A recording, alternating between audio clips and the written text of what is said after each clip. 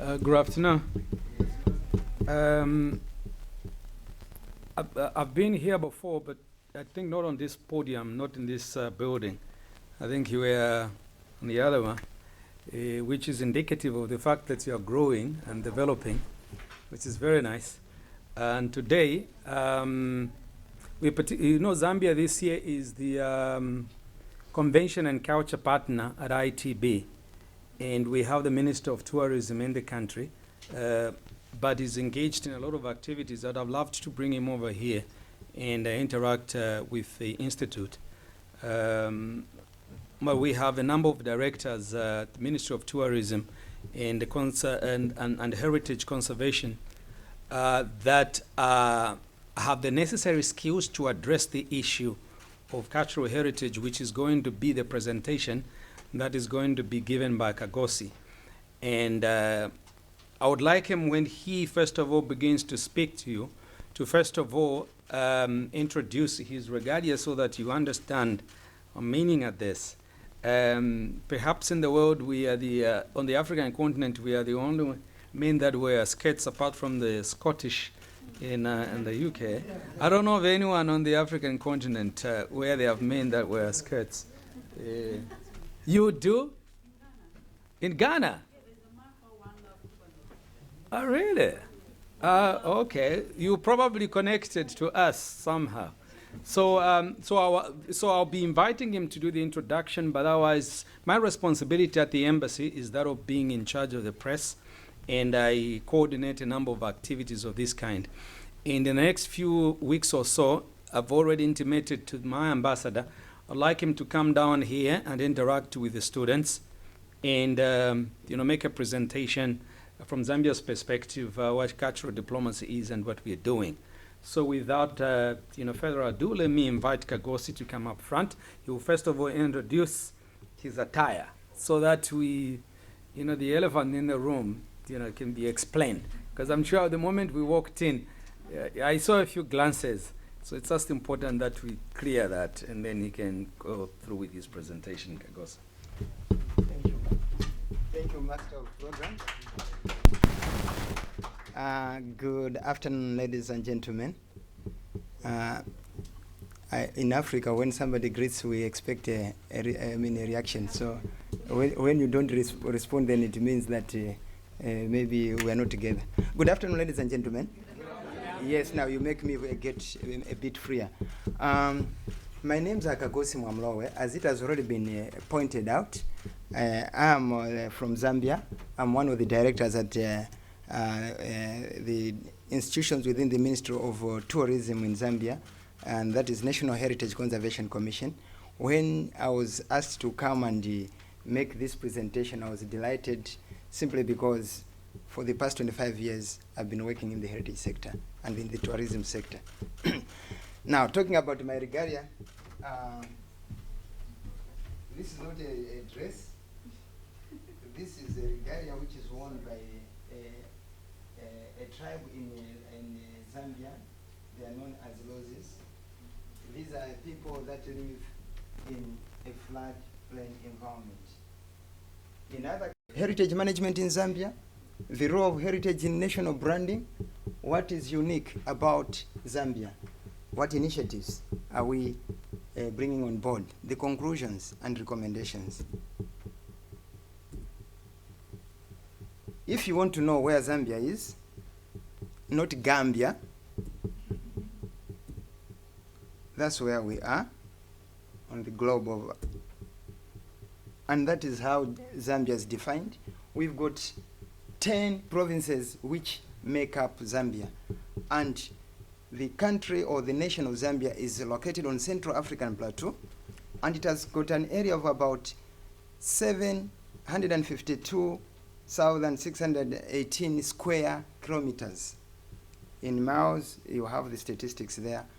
And as at 2010, the population of Zambia was at 13 million. This time around, it's being estimated to be around 16.5 million thereabout.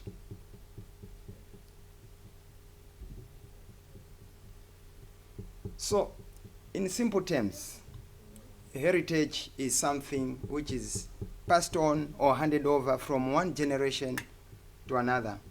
This could be tradition, it could be national, honor, pride, or courage.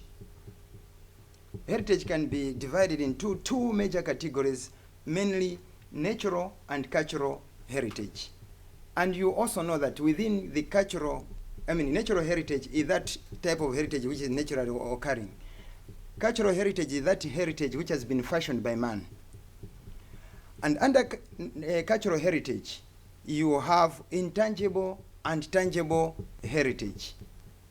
Already you noticed at the beginning I said I cannot talk about cultural heritage without talking about natural heritage. In the same way, I cannot talk about sites without talking about the intangible heritage. The two speak to the other. I'll give you an example. Most of our waterfalls, which are natural heritage, have got names: Kishimba, Kalambo, Ntumbachushi, Lumangwe. All these are spirit names. That is intangible heritage. So the two should be linked as such. So any heritage which is naturally occurring, as I've already said, is natural heritage. Cultural heritage is that which has been fashioned by human beings. So culture is an integral part of cultural heritage. I've deliberately mentioned this because sometimes there is confusion. I've just talked about intangible and intangible heritage, so I will not go into that. Branding. What is branding? I'm glad that there was a business-oriented person who was talking about those issues of GDP and so on, which I'm not an expert.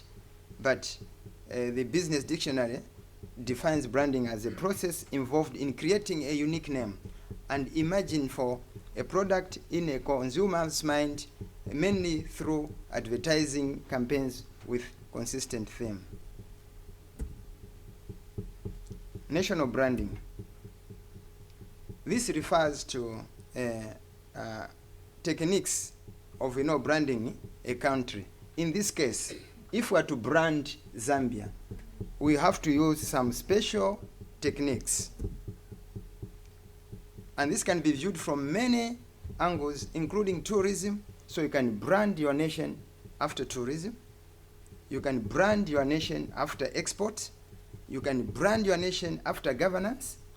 And even as I'm here, if you are to ask me, one of the iconic aspects of my nation is that since independence 1964, we have always lived at peace. We have never experienced any war. We have democratic, that is a change of government, governments from one government to the other. So that is a brand from the governance point of view. From the investment point of view, possibly we say we have been one of the leading copper producers in the world, not just in Africa. So also in terms of migration, you can also have a brand. But in this case today, I don't want to come in all these areas. I'm not a specialist, but I can talk about tourism, which is my area of concern. So it is important in an overall sense of strengthening and international opinion of a particular country. And I also, for the sake of time, just briefly talk about tourism. And again, this I'll deliberately use the UNWTO because that's what governs the management of tourism in the world. So tourism is expressed simply. Sustainable tourism can be defined as tourism that takes full account of its current, future economic, social, and environmental impacts, addressing the needs of visitors, industry, environment, and host communities. In this definition, you can tell that the three pillars of sustainable development, namely social, economic, and environmental, are being addressed. Others have even gone further to say we should also add cultural sustainability. Although from my point of view, cultural sustainability may be loosely part of social sustainability, depending on how you define it. Heritage management in Zambia. How is our heritage managed? Our heritage is managed through a number of pieces of legislation and policies. One of them is the National Heritage Conservation Commission Act of 1989, Cap 173. This is a piece of legislation which governs the management or the conservation of Zambia's unique natural and cultural heritage sites. These include archaeological, historic, engineering heritage. You are talking of, apart from engineering heritage, you also have rock art. Then we also have in natural heritage, we have geological, geomorphological, as well as ecological heritage. Then there's also anthropological heritage. It's also part of the cultural heritage.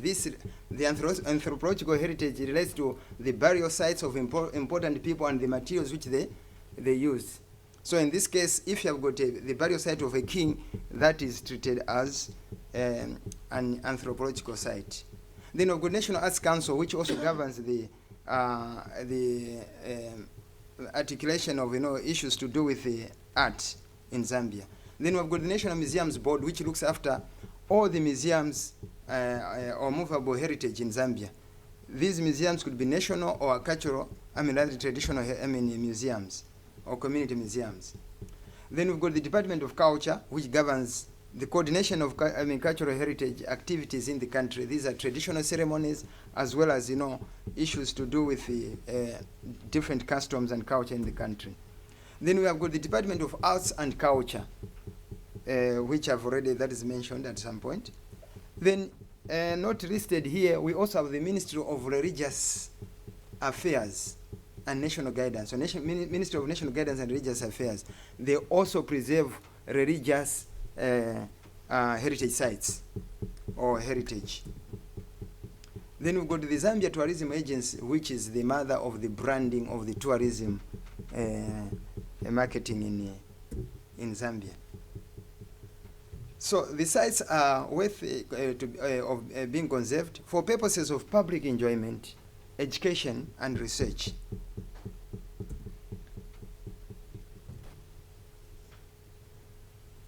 When it comes to the role of heritage branding, heritage in national branding, heritage is seen to be the foundation of sustainable tourism development. And tourists would like to experience sites, rather nature. They would like to experience culture. And in this case, in terms of culture, they would like to experience people, art, traditions. And when you talk of people, somebody may say, but how can somebody just travel from one place to the other just to smile at somebody? That is also a branding which is important. Cultural heritage practices such as traditional ceremonies establishes an ethnic image of a country. Then Zambia has about 80 traditional ceremonies taking place at different places and different times annually. The ceremonies are attended by thousands of locals as well as international tourists. Then the traditional ceremonies in Zambia are capable of shifting the tourist flow in the country. Cultural heritage sites and objects are definite cultural symbols of ways of life of different communities within a country. Now, what is unique or brandy about Zambia? And deliberately I've said the pride of African heritage. I don't know whether I'm branding Zambia, but this is what the way I've branded my presentation. Zambia, what is it renowned for? It is a land where water speaks volumes.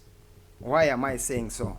It's because the Zambezi Basin, which covers the waters of southern Africa, has got more than 150 waterfalls within the nation of Zambia. Apart from that, 40% of the southern African waters are covered within, 40% it comes from, of the area that has got waters in southern Africa, comes from Zambia. If you talk of Lake Tanganyika, I know my colleague who was here was talking about Tanzania. We share the same lake, but Lake Tanganyika is a habitat of at least about, in fact, 87 is supposed to be 6 endemic fish species. It is land of variety of lakes, that is Zambia. It has got sunken lakes, deep and shallow lakes, freshwater lakes, Rift Valley lakes, and indeed man-made lakes. The land, it has got land of more than 100 hot springs and mineralized springs. It is home of the largest density of hippopotamus in the world, that is South Luangwa. The water also supports endemic mammals like the Kafue lechwe, the black lechwe. Continuing, it is a nation that derives its name from a river. In the beginning, I talked about you cannot separate nature from culture. In the beginning, when Zambia was being formulated, the founding fathers of our nation, Dr. Kenneth Kaunda and his colleagues, they saw it fit that they should name Zambia after the Zambezi River. What was the inspiration? They believed that Zambia had 73 tribes, which were small tribes, which ended up forming one big nation, and hence the motto, one Zambia, one nation. But beyond that, the Zambezi River was seen to be symbolic, or is seen to be symbolic, simply because it starts as a series of minute, small, peaceful streams to form one big river. Just like we've got 73 peaceful tribes, minute in size, they make one big nation, and that is Zambia.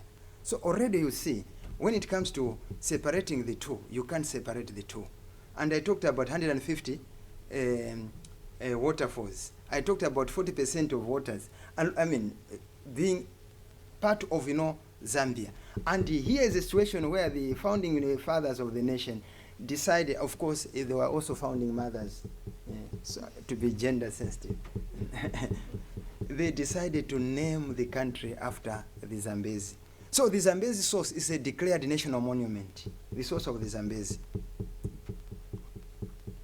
One of the world's second deepest freshwater lake, Lake Tanganyika, part of it is found in Zambia. The largest curtain of natural falling waters in the world, the only natural wonder in Africa out of the 7 natural wonders of the world, is found in Zambia, the Victoria Falls, which is also a World Heritage Site. The second longest river in Africa, it has got its tributary, major tributary, the Luapula River in Zambia. And of course, the Zambezi itself is the 4th largest river, longest river in Africa. Then we've got the second deepest waterfall at 221 meters deep, the Kalambo Falls. Then the largest area in the Southern Africa in terms of water coverage, I've already mentioned that. Then Zambia is also a land of discoveries or unique dimensions. It is the home of the discovery of the Broken Hill Man, famous, commonly known as the Homo rhodesiensis or the Kawe Man. This fossil found is the first fossil found that is found, which was linking man to linking the fossils or the archaeological man to the modern man. Then the first discovery of fire-making technology in Africa, it was made in Zambia at Kalambo Falls National Monument. The discovery of a mineral known as tabitite was also made in 1907 in Zambia. Mind you, I'm trying to bring out what Zambia is made up of so that when it comes to branding, you know how to brand the nation. Otherwise, you brand it something and people will not believe in you. The first longest suspension bridge in Africa was also constructed across the Zambezi River, connecting Zambia to Zimbabwe. That's the Chirundu Bridge. You can Google it, you'll find there's even a documentary there. Others are even saying, why don't you nominate this as a World Heritage Site? So that was the first suspension bridge outside the Western world. One of Africa's longest bridges at 2.8 kilometers is also found in Zambia, the Tuta Bridge. It is in a wetland. One of the longest suspension bridges, again, it is found in Zambia. All this I'm trying to bring out what Zambia is made up so that we know how to brand Zambia. The largest man-made lake in the world in terms of the volume is also found in Zambia. Don't mind who it is we are sharing with. I'm here as an ambassador talking about Zambia. Others will talk about their parts later. But I'm talking about the Lake Kariba, which is the largest man-made lake in the world. Then I say with, peaceful nation, this and that, the land of many peaceful tribes, peoples, and cultural diversity. When you talk of 73 tribes, there's the diversity in that. And out of the 73 tribes, we have 2 traditional ceremonies or masks which have been recognized by UNESCO, Gule Wankulu, as well as the Likumbi Liamize in northwestern province. Then, if you talk of Zambia, this was again the birthplace of one of the greatest tourists in Southern Africa, and one of the greatest missionaries in Southern Africa, and greatest explorer, Dr. David Livingstone. He died in a prayerful mood. He died praying. And others have even connected David Livingstone to the present happenings in Zambia, because we are possibly the only country that is declared in the constitution as a Christian nation. So we have this death place in Zambia. Then Zambia was also the headquarters of most of the Southern African liberation movements. They had their headquarters in Lusaka. When other countries were afraid to host freedom fighters, Zambia was able to host freedom fighters. You talk of South Africa, they had their headquarters in Zambia. Of course, at one point in Tanzania. You talk of, Zimbabwe, that their headquarters in Zambia, and we suffered some bombings during that time. The headquarters of probably the largest chiefdom in Southern Africa, the Wondi Chiefdom, which covers Malawi, Zambia, and Mozambique, is also in Zambia. And this is the only place that I know in the world where floods are celebrated. Where others are running away from floods, we celebrate floods and we go and rejoice upon the arrival of floods. Why? It's because floods bring nutrition. Floods, they bring water. Floods, they bring joy. So at the end of the day, there's even the Kuomboka ceremony, which is one of the largest traditional ceremonies in Zambia or in Southern Africa. It is celebrated in the floods.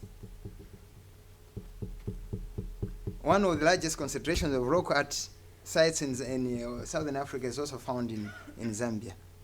Land of ecological diversity. We've got, and which has got the largest, which country has got the largest, that is mammalian migration in the world? I know people be talking of Serengeti and so on. I'm not here to campaign Serengeti or Tanzania, but I'm here to just state facts as they are. That the largest mammalian migration is the fruit bat migration and takes place in Zambia. So we'll have to correct the records. It doesn't matter the size of the mammal, because even in death, the death of a child is the same as the death of an adult, isn't it? So the death of a small mammal is also the same as the death of a big mammal. Then we've got 20 national parks and 36 game management areas, 1 bird sanctuary, 2 wildlife sanctuaries, and we've got one of the biggest national parks in the world, which is Kafue National Park. Is the 5th in the world, but 3rd largest in Africa. We've got Zambia is a land of endemic. When I'm talking of endemic, it means they're only found in Zambia. We've got endemic fish, endemic mammals, endemic amphibians, butterflies, reptiles, and plants. I don't want to go into details. The largest hippopotamus density in the world is also found in Zambia and in South Luangwa. I'm just showing some of the fishes which are endemic to Zambia and the other wildlife. Zambia is also a land of geodiversity. When I'm talking of geodiversity, is the variation in geological occurrences. Like I said earlier on, in Zambia, that is where the mineral turbidite was first discovered in 1907. We've got hot springs. We've got fossilized wood, which is dated as far back as 150 million years old. And we have also come across some fossils of vertebrate animals as old as 265 million years old.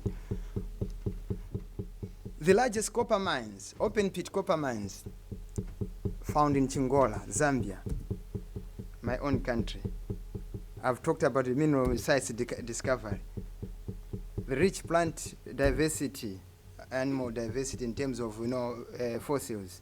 Then we've got the beautiful Mchinga escarpments. Then the rift valleys. And then with the hot springs, I've already mentioned that. What makes Zambia even more unique is what you are going to see now. I think I've talked about the Barose cultural landscape, its Komboka ceremonies, the unique kings and burial rites and sites, the settlements, the pastoralism in this area, the Zambezi source, I've talked about it, the shaping of the Zambezi, Kafue in two lakes, Kariba and Iteshiteji, the major historic river crossing points by the various ethnic groupings, the grazing points. So you have all those. Those are some of the masks. This mask was recognized by UNESCO. That is a Komboka ceremony within the floodplain environment. Of course, we are still also linking the culture to nature there. We have, this is also a mask which was recognized by UNESCO as intangible, that is a heritage.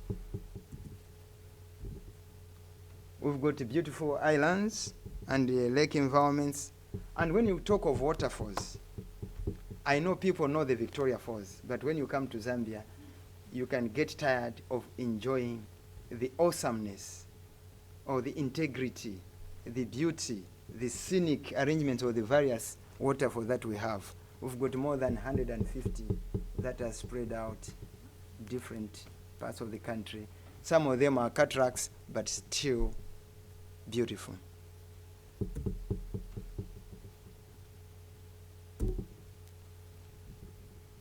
So we have got rock art, which is also common in other parts of Southern Africa and even Eastern Africa, or East Africa rather.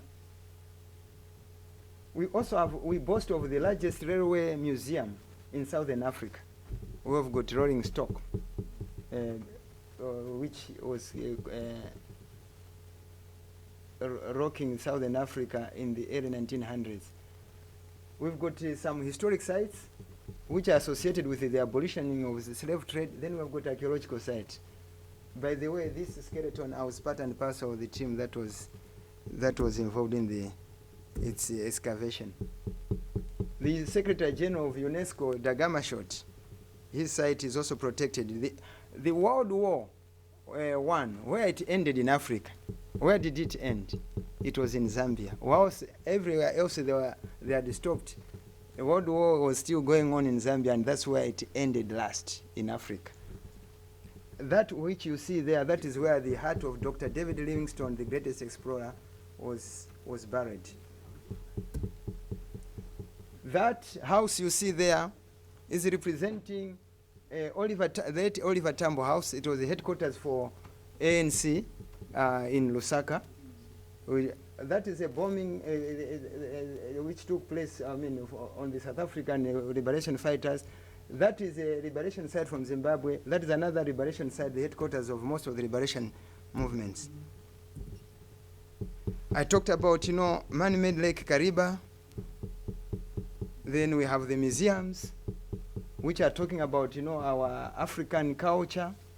I know this village is common to most of us who come from Africa, but it may not be common to most of you who are in Berlin or who come from UK or. So that is the Rhodes Museum. That is a community museum. In conclusion, I'm saying Zambia is endowed with very rich, diverse natural and cultural heritage. Zambia's heritage is capable of turning around the national economy through sustainable tourism. Nevertheless, domestic and foreign tourism has not ticked despite having all this rich resource. There have been attempts by the Zambia Tourism Agency to market the nation in the middle of many logistical and financial challenges. Whereas the Zambia Tourism Agency has attempted to brand itself, the brand has not permeated, has not sung a buzz to the nation. Now, what are the recommendations? These are my recommendations. They are not for the ministerial recommendations. The heritage and tourism sector should take advantage of government goodwill in making tourism a key economic sector. The Tourism Development Fund, which the government has put in place, should be reinvigorated and partly used for rebranding the nation.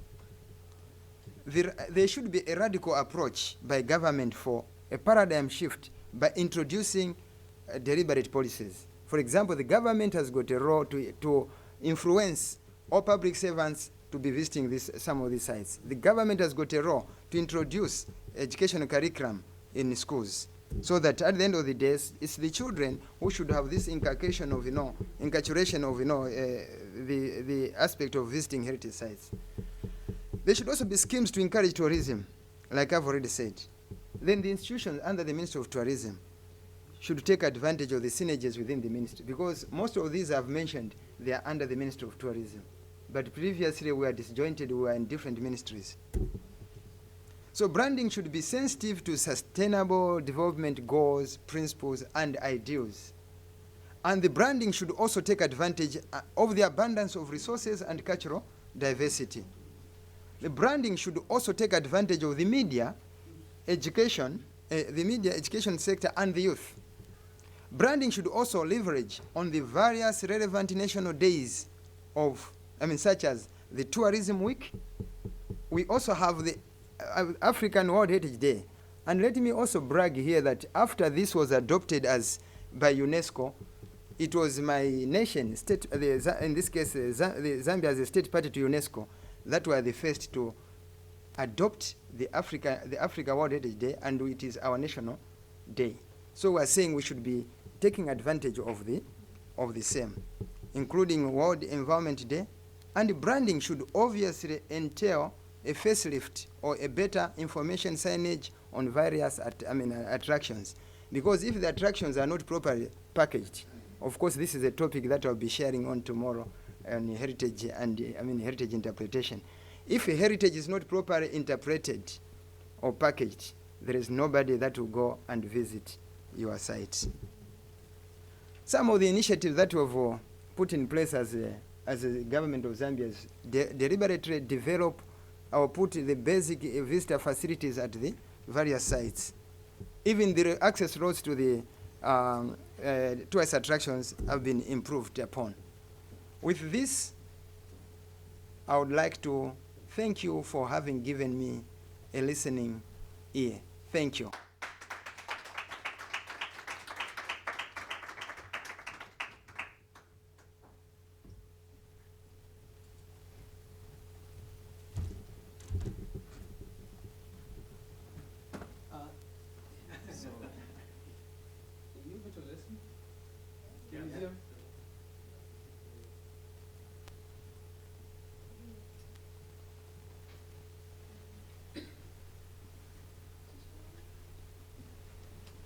Yeah, I think at this point we are ready to engage with you the next few minutes before we dash to ITB.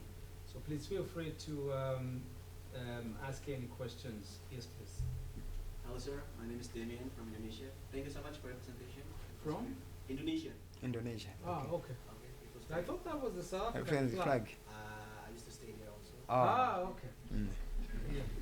Kunjan. Kunjan when? Ah, so cool. Okay, so questions. Yeah. One is environmental related to tourism, and also the second is tourism.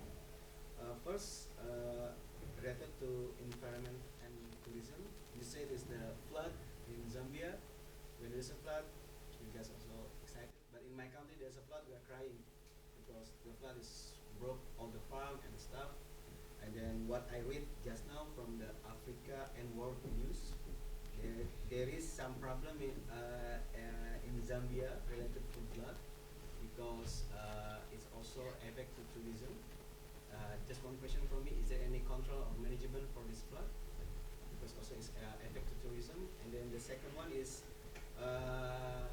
what I have knowledge that the Victoria Falls can be seen from two countries. Am I right? It's from Zimbabwe and also from Zambia. So how do you manage this brother competitor with Zimbabwe? Since right now they have a new government, maybe they also want to develop their tourism from Zimbabwe. How do you manage your tourism again to be there? Thank you. Thank you very much. I'll start with the first question on environment. If you heard me correctly, I said there's a tribe in Zambia which celebrates floods, or a group of people.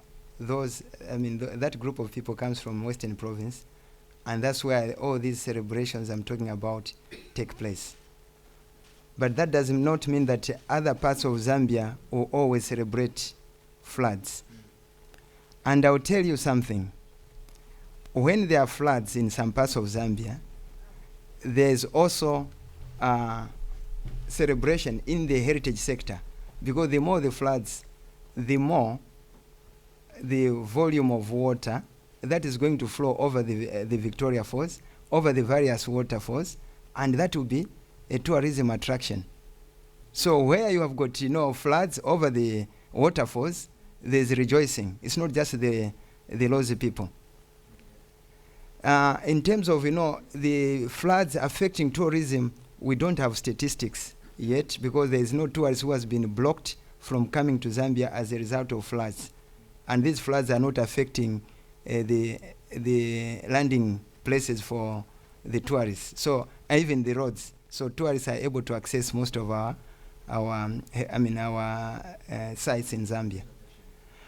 Talking about the Victoria Falls, the Victoria Falls is known as Mosotunya Victoria Falls, World Heritage Site.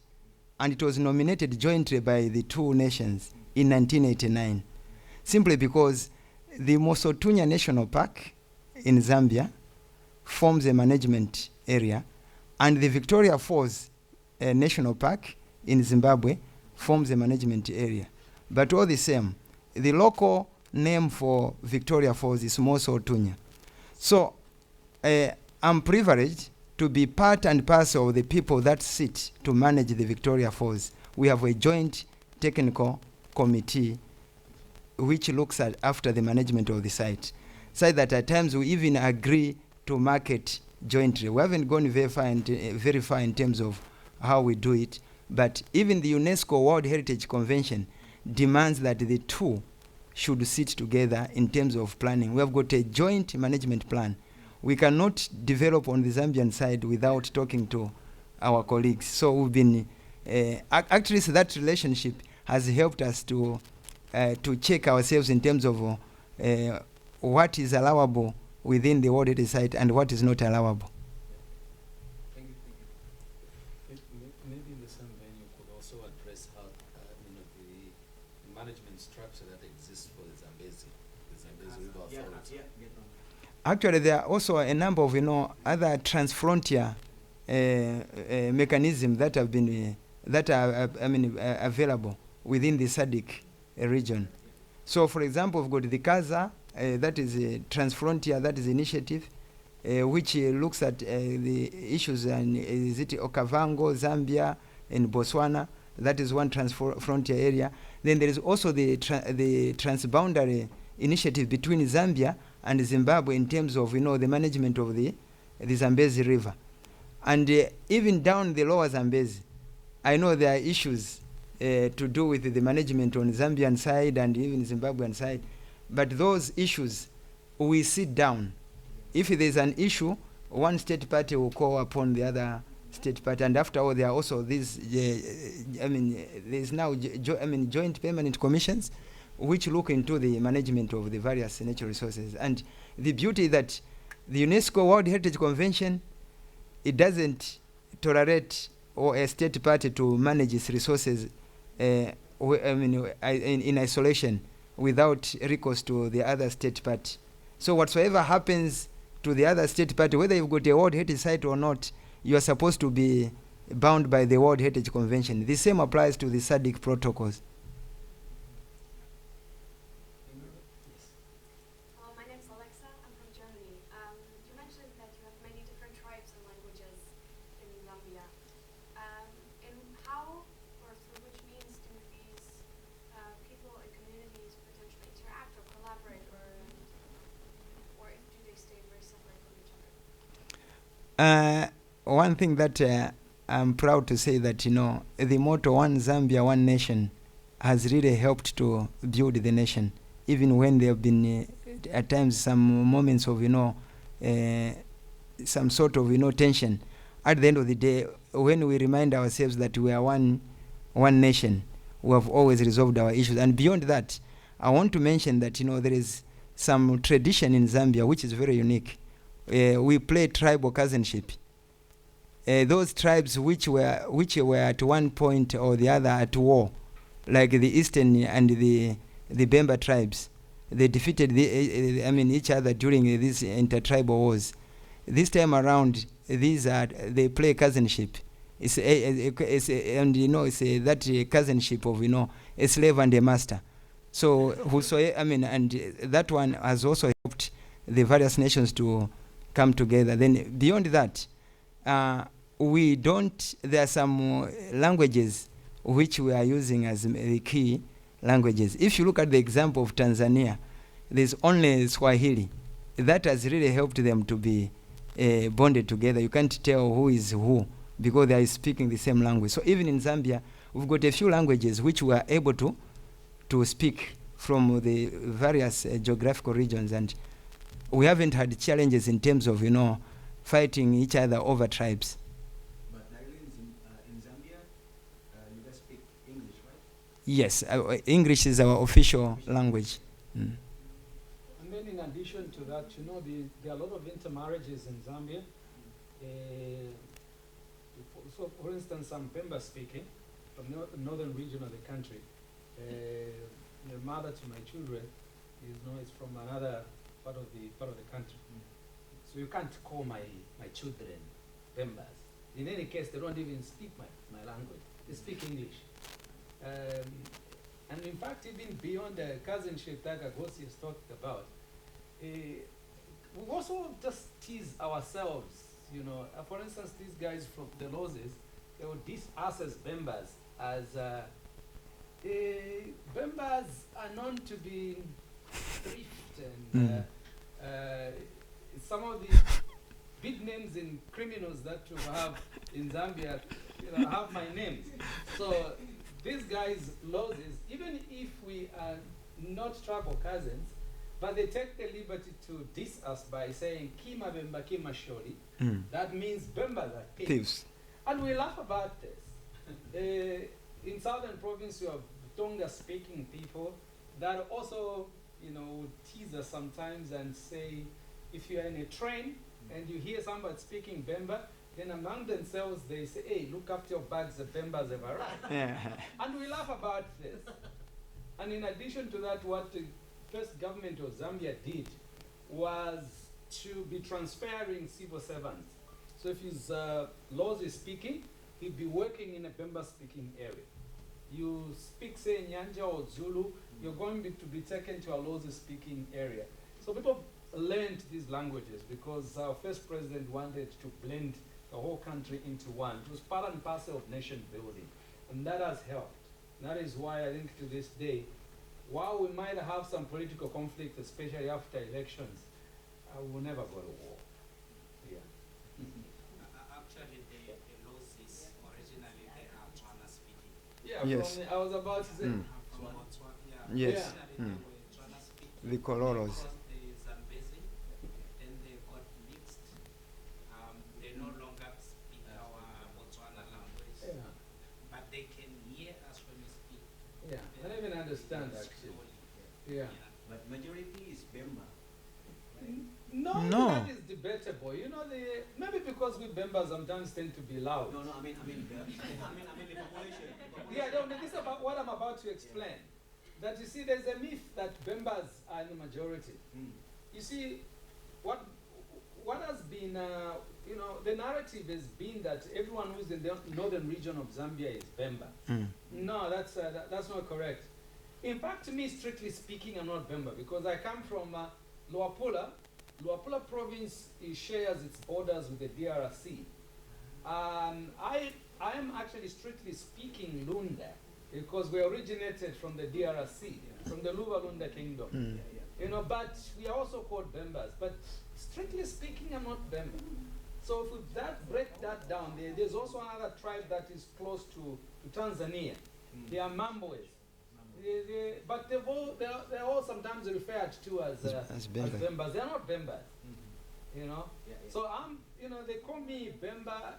Yeah, but strictly speaking, no, I'm not. And actually, if you're talking of, the largest chiefdom in the current setting, possibly it will be the Wundi chiefdom because it covers across into Malawi as well as Mozambique.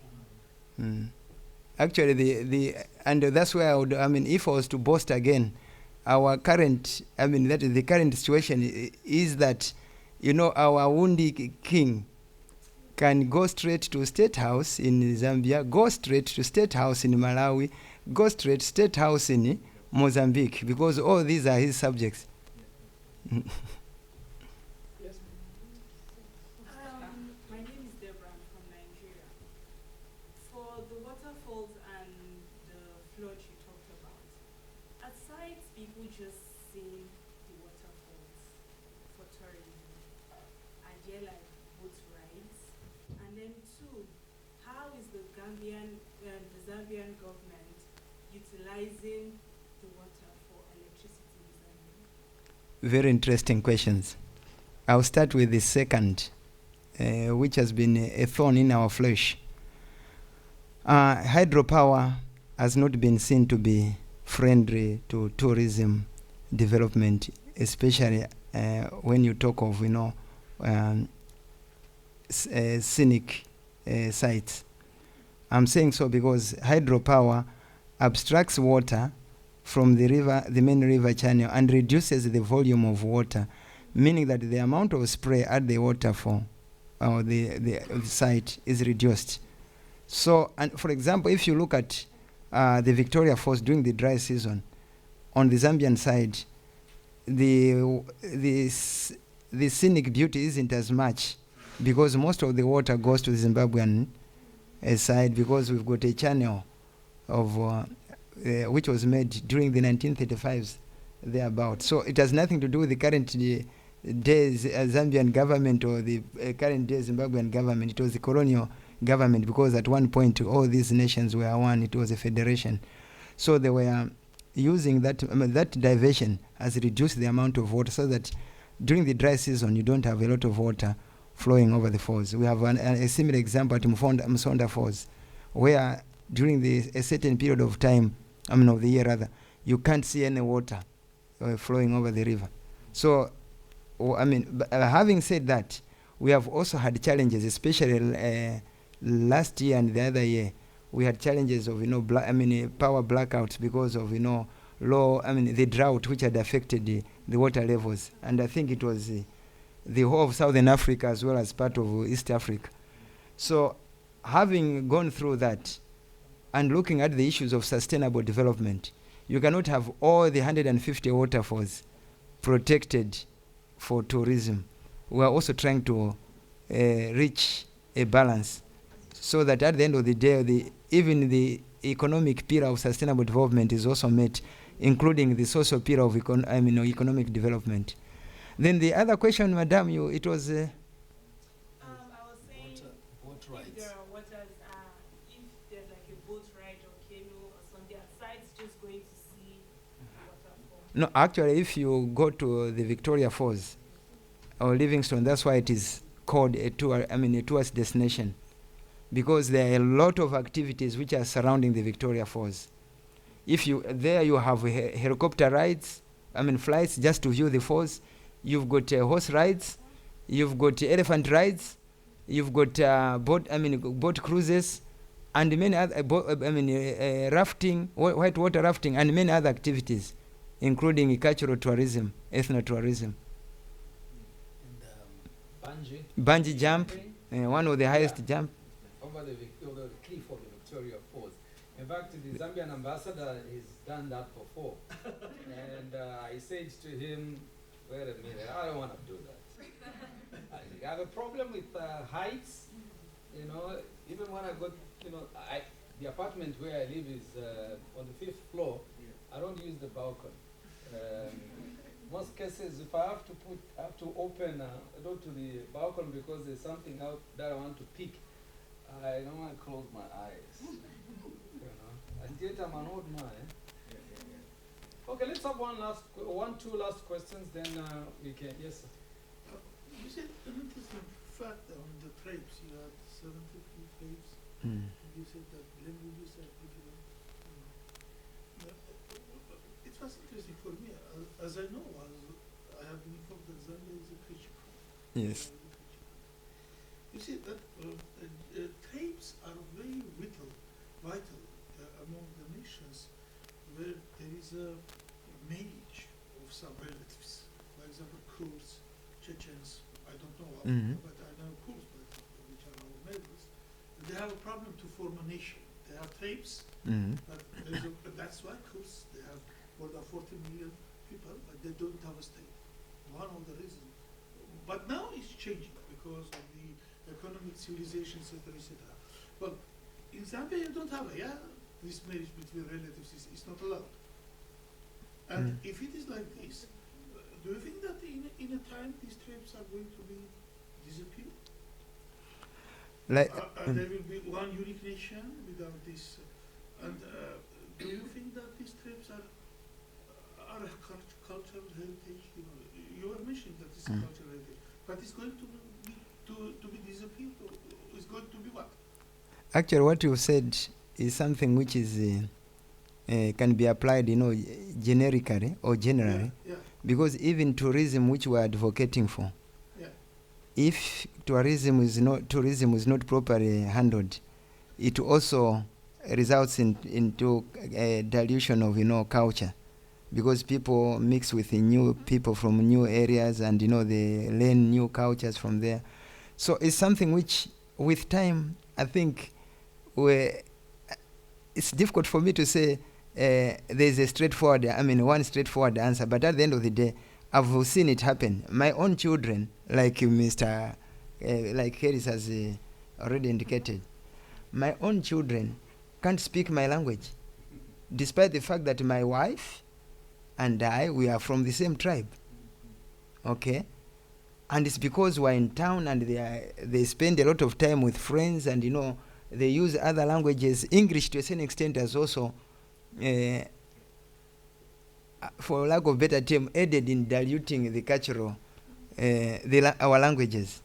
Such as we are discussing, the government has deliberately brought on board a policy of, schools should be teaching these languages in, depending on where you are supposed to learn some language, so that we don't lose out on the culture. Otherwise, what you've pointed out is something which we need to be very careful about. But again, when it comes to marriages, I know that there was a time when issues of tribes were very strong in our parents. I know of my father insisting that I should marry from my one of his own tribesmen. But with time, you find that, like Mr. Kaunda has indicated, this is dying out. Because when children fall in love in these schools, they don't even look at tribes. They just look at the beauty, so they don't look at religion and so on. And at the end of the day, they marry, and as we are discussing, there is we might even go into a situation where maybe we will not even be using tribes on our national registration cards, so that we can dilute this aspect of, sometimes you have, like you've said, sometimes some of the tensions are on the basis of, I want Mr. Kaunda, who comes from my tribe, to be head of this institution. I want so and so. So if you don't have those tribal issues, you're okay. But at the end of the day, we should also be mindful that this is the very foundation we're supposed to protect. And I think it goes to the heart of studies in globalization and its impact on national identity, or ways of our lives in our individual nations. I think some nations are able to creatively and constructively engage with these global forces, whereas others, or certain aspects of our identity are succumbing to some of these forces. Is that entirely a bad thing? It's open, to debate. But as you know, since culture is an evolving phenomena, there are certain things that you can't cling on to. If you've learned other ways of, say, cuisine, or how to love, how to raise children. I don't know why. I almost fell in love with one girl in Nigeria because I worked there for quite some time. My cousin who had lived there for many years said, "You want to marry here?" And I said, "I fall in love. Why not? Why not?" So there are, certain nations that are able to negotiate these global forces creatively, and others, are not able to. Do I lose sleep over the fact that, I might find myself not having a certain identity? Not really. For me, I want to come to a point where we just see one another as human beings, as people. Because this thing of you come from this country and this race and stuff like that, it's very sickening, and it just spoils a lot of things. But seeing people as people makes it easier to to interact. So maybe you could have your last intervention, and then we can close. Yes. Thank you. Joseph from California, United States. My question is in regards to, Director, thank you for your presentation. In regards to you mentioning Zambia is declared as a Christian nation. And my question is, as far as welcoming tolerance and treatment of either non-religious or non-Christians, how that atmosphere is in Zambia. And then my second question in that regards would be, how is Zambia being declared as a Christian nation, how has that been working in policy making, and if there's any steps towards more secular, to be more secular? Thank you. I'll start with the last question. After declaring Zambia as a Christian nation, what the government did was to bring on board a new ministry, that is a Ministry of National Guidance and Religious Affairs. The beauty that this ministry, it is not about Christian affairs, it is religious affairs, meaning that we have brought on board, the government has brought on board all religions. In this case, the Muslims, they have meetings together with the Christians when it comes to issues of national governance or faith.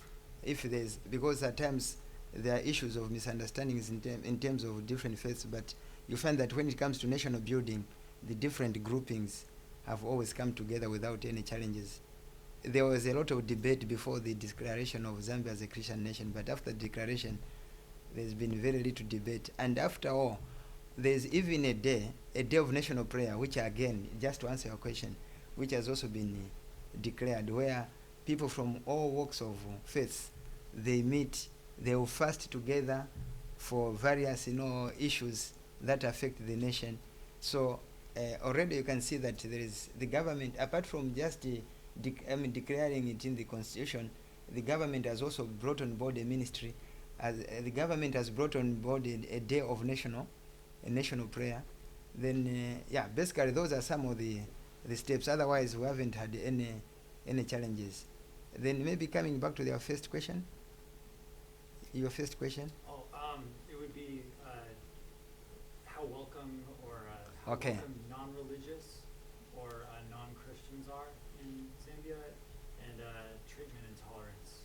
No, what I can just say that with the declaration of Zambia as a Christian nation, in terms of who comes to Zambia in terms of performance and so on, because there are those who are maybe nude and so on in their countries, and in the various countries it may be allowed, but coming to Zambia, you want to come and dance naked, people will be citing, the Christian nation, and in a way possibly it is also not possible, but it is helping us to keep our morals. But otherwise we haven't had like serious issues to say maybe there is tension. There could be one or two, but it depends on, because if you want to come to Zambia and start preaching things which are opposite of religion, whether it is against Islam or against Christianity, at the end of and because even though we saw Islam or Christian, at the end of the day you find that most of these religions, they teach good morals. So I don't think the country has got challenges with anybody who is preaching good morals. So there's tolerance we don't have extremism to say no. In fact, we cannot be together with the Muslims. We cannot be together with the Buddhas and so on, and Buddhists. We are, and the beauty about Zambia is we are a peaceful country. Even before declaring Zambia as a Christian nation, we have always lived with people from different nations at peace. I've talked about Zambia having been a headquarters of liberation movement. Already that tells you that we have always lived together with everybody as one and the same. So it's not just one Zambia, one nation for the natives. Even the Indians and other people, the whites, they are part of the one nation that we celebrate about. And for your own information, Zambia is one of the countries which also had, an acting vice president, a white person. And nobody was even questioning why have a white person as so and that's how peaceful or tolerant we can be. There are other countries actually that were even teasing us, saying that you Zambians, are you thinking straight? Can you allow self-imposed colonialism? But it wasn't self-imposed colonialism, because for us, as far as we're concerned, in Zambia, and that's why you could act as president when then serving President Sata died. That demonstrates that. But I think you should also see it from also another perspective, namely that the world by and large seems to be embracing liberalism. Where individualism is being emphasized in terms of people's personal freedoms and so on and so forth. But even if there's a movement towards liberalism, there are countries with certain values that they identify with. They may not be in writing, but generally they identify themselves with certain values. And I might say that maybe Zambia to a large extent is still conservative, whether it is in terms of dress, in terms of how you express yourself towards elderly people, whether they are politicians or not. Sometimes that is why you hear that Zambia still has laws that have to do with defamation, whereas in other countries defamation it's neither here nor there. You can tell head of state whatever you want. But in Zambia we frown upon the idea that you're going to speak of an elderly person in the name of politics, anything that you so wish, because that goes contra to the values that are embedded in our hearts. Right now, there's a controversial discussion around Zodwa. Zodwa? Zodwa Yeah, Island. the South African. Yeah, you know, who prides herself in not having an underwear, you know, and having very, dressed very scantily, so that when she's dressing, when she's dancing, she would go so low. Whatever you see, it's entirely up to you. And she was supposed to come to Zambia and do a performance at a nightclub. And this discussion ensued that how do you allow, a girl who dresses in a manner that insults our values? And there were others that were saying, look, this is art. You cannot legislate, in favor of morals. Morals have to be decided by individuals. But in any case, this function is going to take place in a club where you'll have to make a decision whether to go there or not.